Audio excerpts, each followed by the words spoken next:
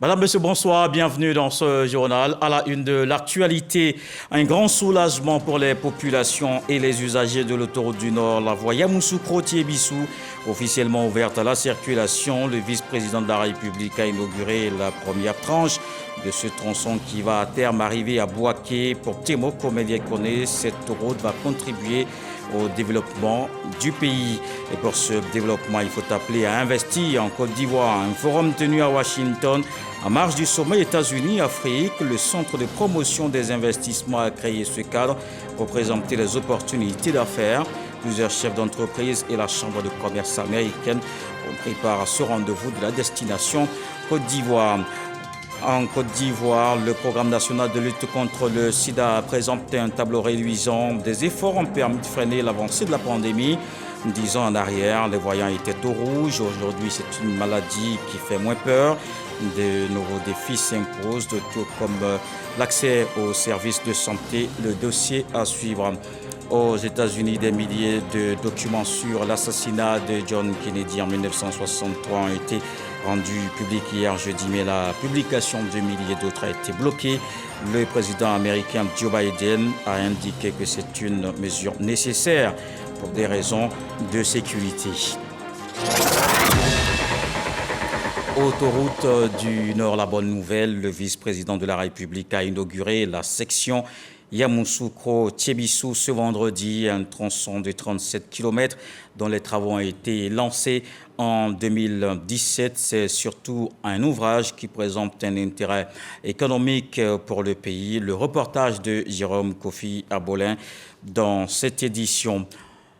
Yamoussoukro-Thiébissou, 36,5 km, doté d'un péage, une station mise en service par le vice-président de la République.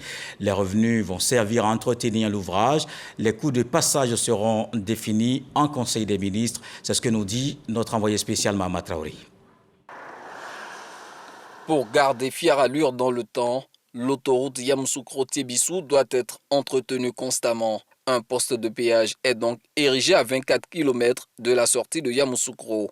Sa mission, récolter les revenus des passages des véhicules. Suite à l'inauguration de l'ouvrage, le cortège du vice-président de la République marque une escale pour mettre en service cette station de péage. Temoko Méliekone et la délégation de personnalités qui l'accompagnent profitent pour vérifier l'état fonctionnel des quais de passage. 5 quais à l'aller, 5 quais au retour, soit 10 au total pour faire face à la densité du trafic et éviter ainsi tout engorgement. En attendant la fixation des coûts prévus en Conseil des ministres, le passage reste pour l'heure gratuit pour les usagers de l'autoroute Yamoussoukro-Thiébissou. Et nous reviendrons dans cette édition sur d'autres échos de l'inauguration de cette section Yamoussoukro-Thiébissou. Et pour poursuivre le développement, il faut continuer d'attirer les investisseurs à Washington. Il s'est tenu le forum Investir en Côte d'Ivoire organisé par le Centre de promotion des investissements. Ce rendez-vous a réuni une cinquantaine d'entreprises américaines et des représentants de la Chambre de commerce des États-Unis. Une occasion pour le CPC de promouvoir la destination Côte d'Ivoire. Michel Digré. Solange Amichia, directrice générale du CPC, exhorte les hommes d'affaires américains à accroître leurs investissements en Côte d'Ivoire. L'Afrique aujourd'hui, c'est comme disent les Américains, it's the new frontier. C'est la nouvelle frontière où il faut venir investir parce que la population est jeune, toutes les infrastructures qu'on est en train de mettre en place et c'est le seul continent où aujourd'hui vous pouvez vraiment avoir une rentabilité assurée. Et donc, c'était un appel aux investisseurs de venir s'installer en Côte d'Ivoire et surtout transformer nos produits agricoles en première, deuxième, troisième transformation. La responsable de la structure en charge de la promotion de la destination business en terre ivoirienne a également rappelé que ces dernières années, le pays a bénéficié d'un accompagnement et d'une attention particulière des autorités américaines de premier plan. Intervenant à la clôture de ce forum, le Premier ministre Patrick Achi a vanté les mérites de la Côte d'Ivoire qui, depuis plusieurs années, s'est engagée dans la modernisation et dans la réforme des procédures liées aux investissements. Les objectifs principaux de notre gouvernement, comment nous pouvons aller aider chaque secteur à pouvoir être plus compétitif, pas seulement satisfaire les besoins du marché national, mais aussi conduire et mener à l'exportation. afin d'arriver à cela, il faut en interne agir, apporter des changements. C'est ce que nous comprenons dans d'autres pays. Le chef du gouvernement ivoirien s'est aussi félicité de l'organisation de ce forum et de l'intérêt suscité à travers la mobilisation des hommes d'affaires américains, des leaders d'entreprises à qui il a tenu à donner des garanties. Le bureau anglo-saxon du CEPICI sera opérationnel dès le mois prochain et va les accompagner dans leurs projets d'investissement en Côte d'Ivoire. Justement, ici en Côte d'Ivoire, l'Assemblée nationale enchaîne les journées de travail. 13 projets de loi adoptés en plénière, au nombre desquels le projet sur la facturage, la loi de ratification sur les sanctions en matière de blanchiment de capitaux, la prolifération des armes et plusieurs projets de ratification de conventions signés par la Côte d'Ivoire. Le point avec Moussa Konaté. 13 projets de loi soumis à examen à cette séance plénière, parmi lesquels 3 projets de loi présentés par la Commission des affaires économiques et financières, adoptés à l'unanimité. Il s'agit du projet de ratification portant régime des sanctions administratives en matière de blanchiment de capitaux, de financement du terrorisme et de la prolifération des armes.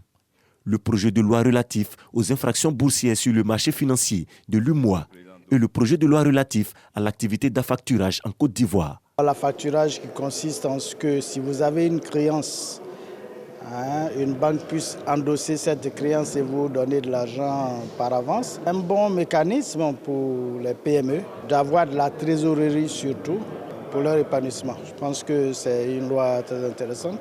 Elle se pratiquait, mais je crois qu'elle est maintenant bien encadrée maintenant avec cette loi.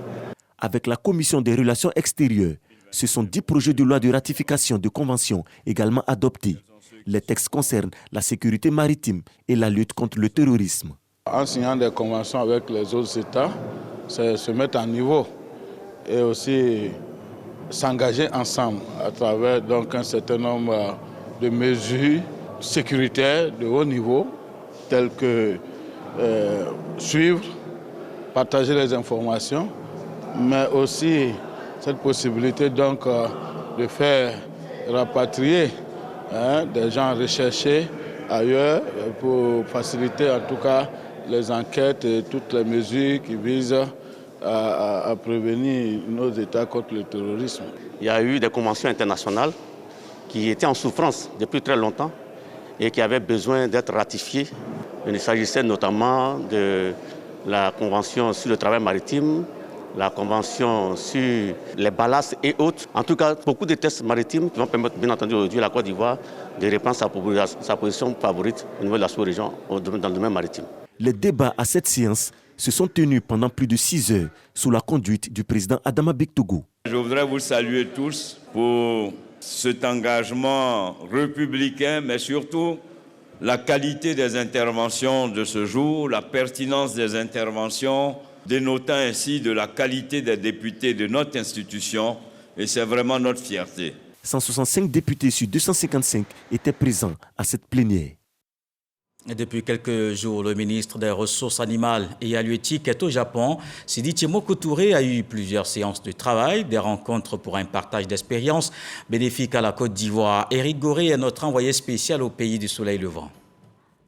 Fin de mission pour Sidou Touré qui résulte d'un programme riche et fructueux au cours de ce séjour japonais.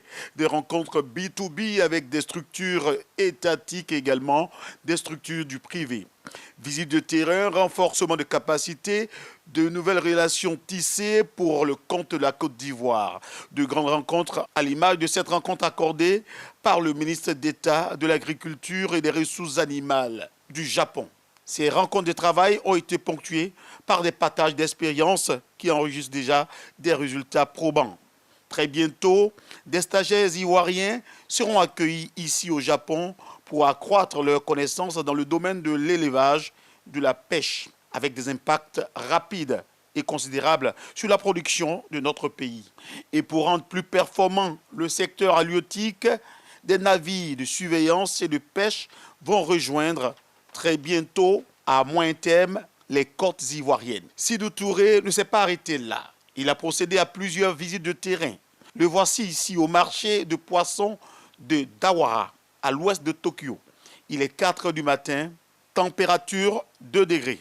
Ce marché totalise chaque année une vente de 7 milliards de yens.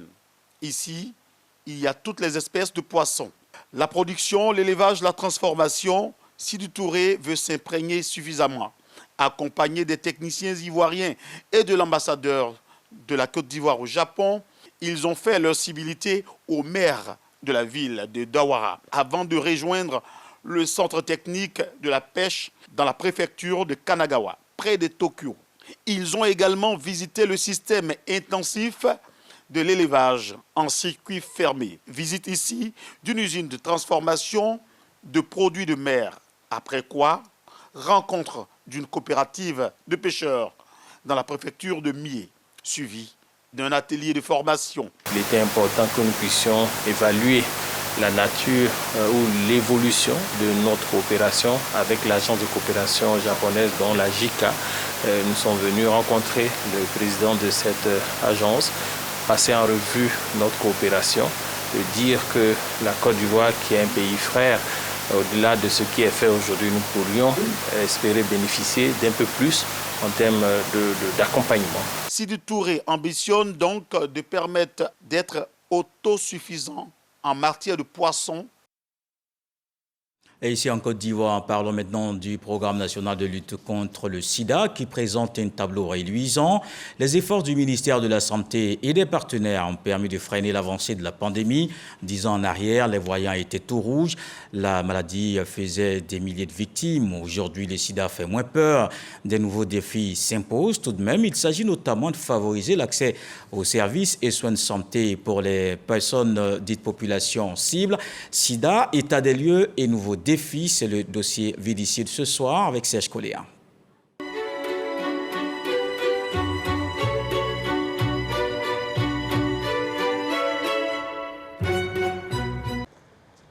Dans les locaux du programme national de lutte contre le VIH-Sida, le ruban rouge est renversé depuis le 30 novembre 2018, un symbole fort. Le ruban rouge, il symbolise la lutte contre le sida. Après plusieurs années de lutte, nous sommes arrivés à renverser la tendance de l'épidémie sida en Côte d'Ivoire.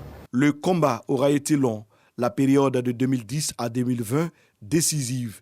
Nous sommes passés de 4,7% de prévalence en 2010 à 1,9% à fin 2021. Deuxièmement, nous avons également observé une diminution du nombre de nouvelles infections enregistrées dans notre pays. Nous étions à près de 30 000 en 2010, nous sommes passés à 5 600 en 2021, soit une baisse de près de 77%. Concernant les décès également, nous sommes passés de près de 24 000 décès dits au sida en Côte d'Ivoire en 2010 à 8 800 décès à fin 2021. La pandémie est désormais sous contrôle. Les personnes vivant avec le VIH-Sida ont repris espoir. C'est le cas de Paul, dépisté séropositif à 12 ans, victime de la transmission mère-enfant. Je déniais la maladie complètement. Et là, je recevais de prendre mes médicaments, je pleurais, je souffrais, moi seul. Je m'auto-stigmatisais et aussi il y avait la stigmatisation des gens que je recevais au dehors. Paul, âgé de 20 ans aujourd'hui, est ambassadeur de l'ONG Alliance. Il est le porte-voix des adolescents et enfants malades du VIH-Sida. Actuellement, la médecine a évolué. Quand on prend les ARV, au-delà de 6 mois, tu ne peux plus transmettre la maladie. Tout te passe bien, tu vis ta vie normalement. Mais voici, si je suis en bonne santé, je riais tout le monde, je causais tout le monde. C'est juste une maladie. Et cette maladie ne m'empêche pas de faire quelque chose d'autre. Je dois prendre seulement qu'un comprimé chaque soir. C'est tout. Le thème choisi pour la journée mondiale 2022 s'intitule « Poussons pour l'égalité ». Il vise à favoriser l'accès de ces personnes dites populations clés, particulièrement vulnérables au VIH-Sida, à des services adéquats. Ce sont les homosexuels, les professionnels du sexe, les personnes transgenres, les détenus et les usagers de drogues injectables. Pendant qu'en Côte d'Ivoire, le taux est descendu à 1,94, on a encore des taux qui avoisinent 7, 8, 10% au sein de ces populations. Ces populations se trouvent parfois isolées. Elles sont toujours confrontées à la stigmatisation, la discrimination, le rejet social. Et malheureusement, il n'y a pas de disposition légale qui protège de manière spécifique ces personnes. Les activités pratiquées par ces personnes font qu'elles n'arrivent pas à être exposées à nos messages ou elles n'arrivent pas à se rendre À l'hôpital, même quand elles sont malades, elles attendent d'être vraiment alitées avant de se rendre dans les structures de santé. Donc quand vous prenez la cible des travailleuses de sexe, des hommes qui ont des rapports sexuels avec d'autres hommes, il faut se rendre dans leur site de rencontre. Il faut aller vers ces personnes avec des cliniques de nuit pour pouvoir leur offrir le service. Pour maintenir le cap dans le combat contre la maladie, de nouveaux défis se présentent et un des plus importants reste la lutte contre les inégalités. Ces personnes interagissent avec la population générale. Et tant qu'elles ne sont pas ciblées et que la prévalence n'est pas circonscrite au sein de cette population, l'atteinte des objectifs sera encore un échec. Si ces inégalités ne sont pas adressées, nous pouvons perdre le bénéfice des efforts réalisés au cours de ces 20 dernières années. Créée en 1994, l'ONG Espace Confiance s'intéresse à la population clé. Elle s'assigne pour mission la sensibilisation, le dépistage et la prise en charge médicale et psychosociale. Nous leur offrons le dépistage pour leur permettre de connaître leur statut sérologique. Bien entendu, la prise en charge du VIH pour ceux qui sont séropositifs. On a engagé des assistants sociaux, des psychologues et même des parajuristes qui entretiennent ces personnes-là pour les aider. Des centres dédiés à la population clé. Il en existe aussi une quarantaine dans le système sanitaire public. Le ministère ambitionne d'en créer davantage pour mieux traiter la question des inégalités. Vous imaginez, vous êtes gay et puis vous allez à l'hôpital et puis quand vous êtes assis, il y a des gens qui viennent par les portes de chaque bureau pour vous regarder parce que le message est déjà passé que il y a quelqu'un, viens voir la personne. Et donc, il y a tout un travail qui est en train d'être fait. Aujourd'hui, la lutte contre le VIH n'est plus seulement médicale, mais elle prend aussi en compte l'aspect droits humains qui vise à lutter contre ces inégalités. De plus en plus, nous commençons à intégrer la prise en charge de ces personnes dans les structures publiques. Nous avons formé les prestataires de santé pour qu'ils aient un autre regard sur ces personnes et les prennent en charge comme tout patient qui vient en consultation. La lutte contre le VIH-Sida en Côte d'Ivoire a enregistré des progrès considérables. La menace de la pandémie demeure cependant bien présente. Si les poches de résistance sont traitées efficacement, d'autres succès pourront être réalisés. Éliminer le VIH-Sida à l'horizon 2030 reste l'objectif majeur du ministère et de tous ses partenaires. La lutte contre le sida, état des lieux et nouveaux défis, c'était le dossier Ville de ce soir avec Serge Koléa et on revient sur cette actualité dans la capitale politique. Le prolongement de l'autoroute du Nord, le vice-président de la République a inauguré la section Yamoussoukro-Thiébissou ce vendredi, un tronçon de 37 km dont les travaux ont été lancés en 2017.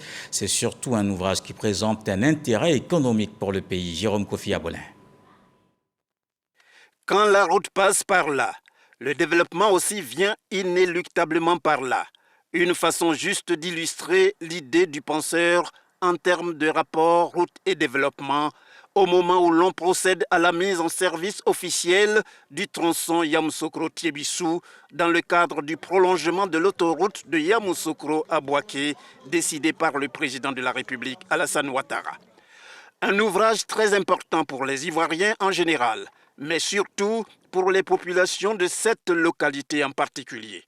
Et c'est à travers leur porte-parole que s'exprime leur reconnaissance au président de la République Alassane Ouattara via son représentant, le vice-président Thiemoko Millier Kone, qui est là pour présider la cérémonie d'inauguration. Thiébissou se retrouve ainsi par la seule volonté de son Excellence M. Alassane Ouattara, président de la République de Côte d'Ivoire, au centre de ces actes majeurs de développement. Le Kéwi est heureux de vous accueillir à bras grandement ouverts. Le Vébaoulé et le Grand Centre sont contents et fiers de vous recevoir. Vous êtes donc ici, chez vous. Cette forte mobilisation et la chaleur de l'accueil témoignent un pan de notre tradition contenue dans le verbe qui dit « le bon accueil est le bon plat ». Merci, mille fois merci à son excellent monsieur le président Alassane Ouattara. Les populations du Vébaoulé, réunies comme un seul homme, ont ont tenu à marquer par leur présence massive et plurielle leur reconnaissance et traduit leur remerciement au président de la République, son Excellence Alassane Ouattara. Excellence, Monsieur le Vice-président de la République, Mesdames et Messieurs, nous sommes ici rassemblés à Thiébissou parce que les fils et les filles du Grand Centre, c'est-à-dire les populations originaires ou résidentes des districts autonomes des lacs, de Yamoussoukro, de la vallée du Bandama, ainsi que nos frères des autres districts, ont souhaité vous prier de transmettre au président de la République, son Excellence, M. Alassane Ouattara, la gratitude et la reconnaissance qu'elles tiennent à lui exprimer du fond de leur cœur. Ces populations veulent lui dire un grand merci pour l'autoroute qui est ouverte à la circulation ce jour et au-delà pour tous les actes de développement qu'il n'a cessé de poser depuis son accession à la magistrature suprême. Heureux et fier, Amédée Kofi Kwaku présente l'ouvrage non seulement en tant que cadre de la région, mais aussi en sa qualité de ministre de tutelle. La section de l'autoroute que nous inaugurons aujourd'hui prend naissance à partir du croisement de la route de l'aéroport avec la traversée de Yamoussoukro, parcourt 36 km avant de s'achever à quelques encablures du pont sur le lac Caen. Il s'agit d'une autoroute de 14 mètres, donc on a 2 fois 2 voies, avec un terre-plein central de 9 à 11 mètres, c'est-à-dire la partie qui est au milieu de l'autoroute qui varie de 9 à 11 mètres, et une bande d'arrêt d'urgence, c'est-à-dire sur les côtés, de chaque côté, nous avons 2,50 mètres. Cette route se compose d'une voie express, lorsque vous partez de Yamoussoukro, sur 6 km 500, qui est éclairée et qui part de Yamoussoukro jusqu'à Séman, et d'une section autoroutière sur 30 km qui part de Séman jusqu'à ici à Thiébissou. Dans son adresse, le vice-président Thiemoko Méliet Koné salue les opportunités que cette session Yamoussoukro-Thiébissou offre à la Côte d'Ivoire et aux populations ivoiriennes. Je me réjouis particulièrement des opportunités à venir car, en effet, cette nouvelle autoroute permettra de faciliter les échanges et d'offrir aux populations riveraines la possibilité de créer des activités génératrices de revenus. En témoignent les aménagements socio-économiques prévus, notamment les aires de service construites tout au long de l'autoroute, avec des lieux de stationnement et des commerces. Je salue cette approche patrimoniale qui contribue à la croissance inclusive tant voulue par le président de la République, son Excellence Alassane Ouattara. Le président de la République démontre ainsi qu'il demeure à votre écoute, vous, population de la région du Bélier, et également à celle de tous les Ivoiriens, afin d'apporter les solutions durables à vos différentes préoccupations. En outre, le vice-président de la République invite les Ivoiriens à faire de ce joyau le symbole d'union et de solidarité. La Côte d'Ivoire poursuit avec constance sa marche sur le chemin du développement. Elle se dote pour ce faire d'infrastructures modernes au nombre desquelles cette belle autoroute, afin de rendre encore plus dynamique la croissance économique et le progrès social. Au moment où nous mettons cette autoroute en service, je vous invite à la regarder comme le symbole d'une Côte d'Ivoire dynamique et conquérante, autour de laquelle nous devons demeurer unis et solidaires. Cérémonie à caractère festif. Elle se veut aussi l'occasion d'échanges de présents. Tableaux, pagnes traditionnels à profusion et plusieurs bœufs composent les dons des populations hôtes au président de la République ainsi qu'au vice-président et plusieurs autres personnalités. C'est avec beaucoup de plaisir que le vice-président de la République, à son tour, fait présenter les dons du président de la République. Dont en numéraire, il s'élève à 20 millions de francs CFA. Et la joie des populations, des transporteurs et surtout des cadres des différentes localités. Mahama Traoré a recueilli quelques réactions. Les populations sont heureuses et en retour, celle-ci voudrait bien remercier son Excellence Alassane Ouattara, président de la République, qui a conduit cette œuvre majeure et qui a bien aussi mis le personnel technique à contribution, à savoir le ministre Amédée Kouakou, ministre de l'équipement et de l'entretien routier, qui a fait du bon travail et les populations sont satisfaites. Il faut adopter une politique de développement. Et aujourd'hui, c'est à travers cette politique que nous reconnaissons le président Alassane Ouattara. Que nous soyons du nord, du sud, de l'est, de l'ouest, il faut adopter le développement. Nous allons continuer nos efforts de sorte à ce que l'année 2023 voit l'inauguration de la section Tibissou-Bouaké qui est très bien avancée et nous espérons qu'en 2023 nous allons mettre à la disposition des usagers de la Côte d'Ivoire ces 96 km d'autoroute et enfin poursuivre vers le nord. Vous voyez, l'ancienne route qu'on a prêtée dans le temps est complètement dépassée. Alors si le chef de l'État nous a permis d'avoir cette route, je crois que le mot même me manque. Merci. Merci à lui et à son gouvernement. Bientôt, l'autoroute sera prolongée jusqu'au nord. Et donc, c'est un acquis au plan économique parce que ça va redynamiser les activités économiques en termes de rapidité dans le déplacement sur nos routes. Nous avons perdu beaucoup d'hommes dans les accidents. Donc, cette voie qui vient de s'ouvrir nous va droit au cœur. Ça va éviter de nombreux accidents et ça va nous permettre de rallier Yamoussoukro et Abidjan rapidement. Il n'y a pas meilleur cadeau de fin d'année. Tout ce que nous cherchons, c'est ça là. On n'a qu'à laisser aux politiciens, on n'a qu'à s'entendre et puis travailler. Ce qu'ils ont fait là, ce n'est pas pour une seule personne. Et puis il n'y a pas dit c'est Goula, c'est Baoulé, c'est Gouro, c'est ça. La route là, c'est pour nous tous. Vraiment, je leur souhaite longue vie. Merci à tout le monde. La route s'améliore, mais l'on appelle à la vigilance. Un accident s'est produit dans la nuit de jeudi à vendredi sur la côtière entre Sassandra et San Pedro.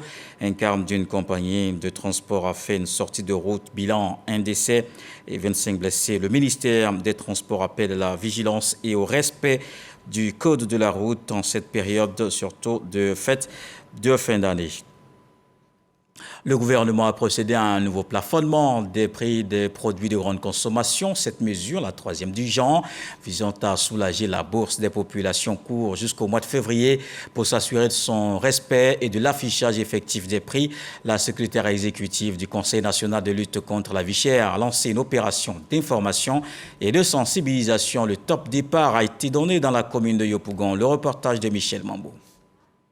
Le riz, le sucre, la viande de bœuf, la tomate concentrée, l'huile, le lait, les pâtes alimentaires. Dans le souci de préserver le pouvoir d'achat des populations ivoiriennes, le gouvernement a de nouveau procédé au plafonnement des prix de ces produits de grande consommation. L'affichage systématique des prix plafonnés est exigé dans l'intérêt du consommateur.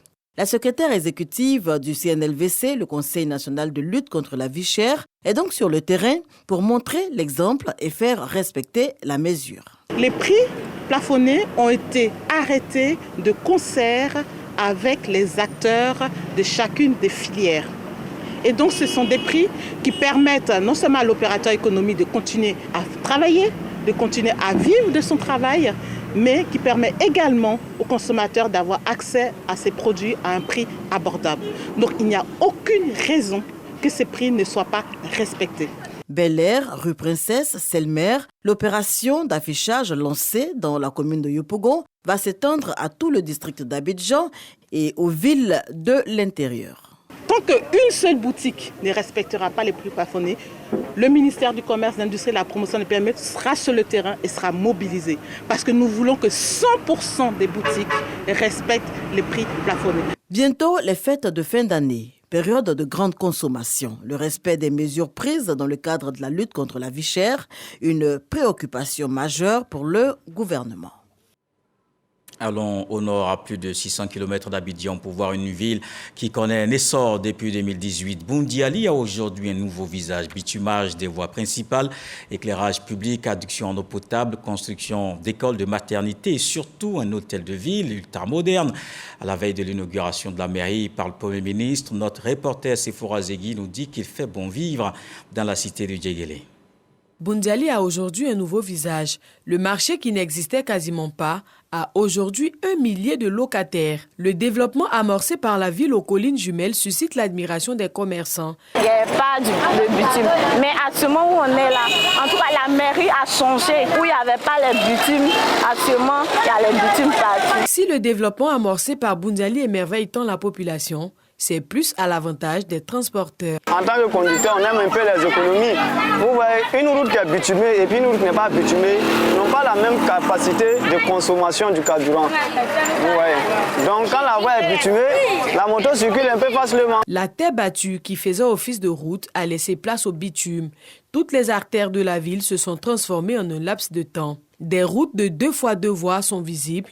La préfecture a fière allure, les feux tricolores et lampadaires illuminent la ville. Des établissements scolaires ont vu le jour quand d'autres sont en construction. Ces infrastructures ont impacté positivement les activités socio-économiques. Je ne voulais pas faire mon atelier à Boundiali parce qu'à Boundiali, je peux dire que les gens avaient tendance à aller coudre les habits dans une autre ville. Mais à cause du fait que déjà madame est en train de faire tout pour qu'il y ait toujours de l'évolution à Boundiali, pour que de nouvelles personnes viennent travailler à Boundiali. J'ai dit, mais pourquoi pas faire comme madame, installer mon atelier ici. La cerise sur le gâteau, un CHR en construction. Ophtalmologie, médecine générale, neurologie, pédiatrie, maternité. Les bâtisses de toutes les spécialités sont déjà sorties de terre. Les travaux sont à 30% de réalisation. À Boundiali, c'est aussi l'état civil qui fait peau neuve. Les infrastructures que les cadres de cette cité apprécient à leur juste valeur. Quand tu rentres à Boundiali, tu sais que tu rentres dans une ville. Vraiment, je suis très content aujourd'hui. Boundiali va très bien. Je donne une longue vie pour qu'on progresse plus. Ce bâtiment qui faisait office de mairie a cédé sa place à un hôtel de ville ultramoderne. Il sera inauguré dans peu de temps par le Premier ministre Jérôme Patrick Achi. Et Mariatou Kone, le maire de Boundiali, nous montre ses recettes. La clé du développement de Boundiali, c'est le président Alassane Ouattara. C'est à lui que nous rendons grâce, parce que c'est grâce à sa vision, qui est une vision inspirante, à l'instar de toutes les régions de la Côte d'Ivoire. Boundiali, chef-lieu, capitale de la Baboune, est en train de se développer. Et nous bénéficions, comme toutes les autres contrées de la Côte d'Ivoire, Boundiali bénéficie des effets de la croissance économique que connaît la Côte d'Ivoire. Et Boundiali est la preuve vivante que toute la Côte d'Ivoire est en chantier.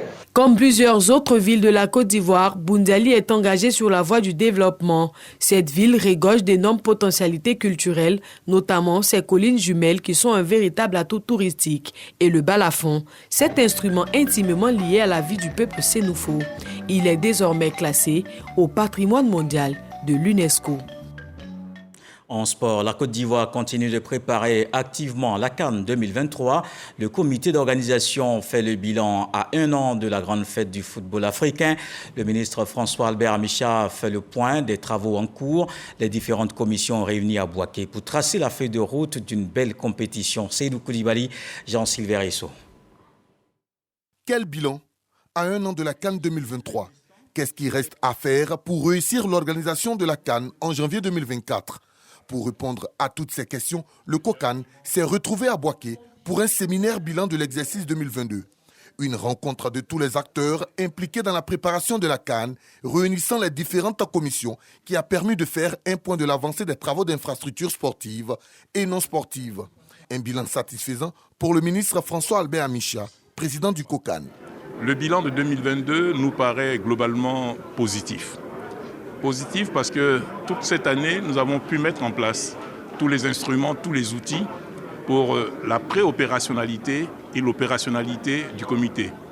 Nous avons pu, au cours de cette année, normaliser les relations entre le comité local, le COCAN, et la Confédération africaine de football. Cela s'est soldé par la signature de l'accord pays et de la lettre de confirmation le 11 novembre dernier. Mais auparavant, une équipe du COCAN s'était rendue au Caire, au siège de la CAF, pour pouvoir s'imprégner véritablement de tous les outils légaux de coopération entre les deux structures. Mais entre-temps, nous avons déployé des équipes sur le terrain pour des visites techniques. Nous avons formé le personnel humain, composé généralement de jeunes issus de l'INJS ou de l'ONS. Nous avons procédé à des recrutements et nous sommes en train de préparer la phase opérationnelle de 2023. Au niveau des infrastructures sportives, les travaux des stades sont dans l'ensemble à un taux d'avancement de plus de 90%. À titre indicatif, les stades de Bouaké et de Yamoussoukro sont à 99% achevés. Korogo est à 81% et San Pedro à 82%, selon la directrice de l'ONS, Mme Yoda Mariam. Les stades de Korogo et San Pedro, dont les travaux de pelouse ont été retirés aux sociétés chinoises qui gèrent ces deux sites, seront livrés le 31 mars 2023. Les plateaux techniques au niveau de la santé et de la sécurité ont été présentés et montrent que les préparatifs de la CAN 2023 avancent bien. C'est une police moderne et une gendarmerie moderne qui répond aux standards internationaux. Nous avons pris des dispositions pour la prise en compte déjà pour faciliter les entrées sur le territoire, à l'aéroport et les frontières. Également la prise en compte de tous ceux qui viendront jusqu'à leur site d'hébergement, les sites d'entraînement et même les jeux de compétition, tout a été pris en compte. Près de 2500 stadiers sont attendus au niveau des volontaires, dont 600 pour le stade Alassane Ouattara de Bimpe. À un an de la grande fête du football ivoirien, le COCAN met les bouchées doubles pour offrir à l'Afrique la plus belle des CAN de l'histoire. Dans le reste de l'actualité, des milliers de documents sur l'assassinat de John Kennedy en 1963 ont été rendus publics ce jeudi. 97% de fichiers désormais accessibles, mais la publication de milliers d'autres a été bloquée. Le président Joe Biden a indiqué que c'est une mesure nécessaire afin de prévenir des dommages sur la défense militaire, les opérations de renseignement, les forces de l'ordre ou la politique étrangère. Rappelons que l'événement est survenu le 22 novembre 1963 à Dallas, au Texas. Il a donné lieu à de nombreuses théories complotistes alimentées par des centaines de livres et de films comme celui d'Oliver Stone, JFK, en 1991. Voilà qui met un terme à ce journal. Merci de l'avoir suivi. Retour de l'actualité 23h. Ce soir, le sage nous apprend que quand l'épine est dans la chair de l'autre, c'est toujours facile à enlever. Dieu le voulant, on se retrouve demain.